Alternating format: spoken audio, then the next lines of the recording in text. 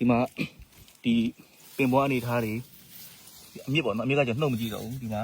အပေါ်တက်လာတယ်ပေါ့ဒီဆွဲသင်းတော့လို့ရှိရင်ဒီပုံတော့အုံလုံးကြီး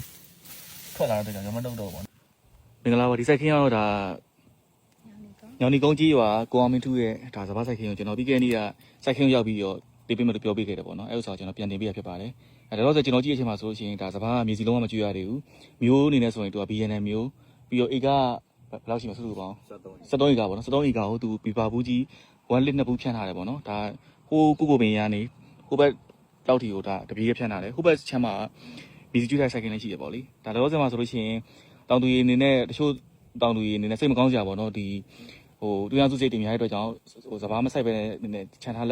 တဲ့ဒီလက်ွက်တွေလည်းတွေ့ရတယ်ပေါ့နော်ဒါကတော့ကျွန်တော်တို့ဒါဘီပါစီတစ်ချိန်ပေါ့နော်တစ်ချိန်ဖြန့်ပြီးတော့ဒါရက်လက်ကိုကျွန်တော်ပြန်ကြည့်ရပါတော့ဆောင်းတော့ကျွန်တော်အမြင့်တွေပါနှုတ်ကြည့်ပြပါပြီဒီမှာဒီပင်ပွားအနေထားတွေအမြင့်ပေါ့နော်အမြင့်ကကျွန်တော်နှုတ်မကြည့်တော့ဘူးဒီမှာအပေါ်တက်လာတယ်ပေါ့ဒီဆွဲသင်းတော့လို့ရှိရင်ဒီပုံတော့အုံလုံးကြီးထွက်လာတဲ့ကြောင့်ကျွန်တော်နှုတ်တော့ပေါ့နော်ဆောင်းတော့ကျွန်တော်ပြီးနှုတ်ထဲပြီးပြန်တင်မိမယ်ပေါ့နော်ဒါအပင်နေထားရဖြစ်တယ်ဟိုဒီမှာ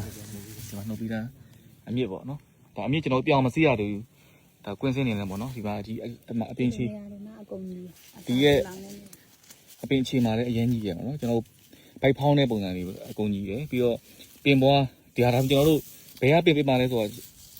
ရုပ်တရက်ကြည့်မှဆိုရင်လည်းခွဲခက်တဲ့အနေနဲ့ဖြစ်သွားတယ်ပေါ့နော်အဲ့လောက်ထိကောင်းပါတယ်ပြီးရင်ဒီအဖျားမှာအပေါ်ဝင်းနဲ့အောက်ဝင်းအောက်ဝင်းနဲ့အပေါ်ဝင်းအောက်ဝင်းကြီးတယ်ပြီးတော့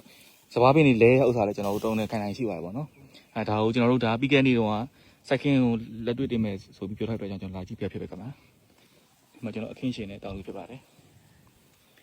အဲကျွန်တော်နောက်ထပ်ဗီဒီယိုလေးဆက်တင်ပြမှာဖြစ်ပါတယ်ခင်ဗျာဒါပါပဲနော်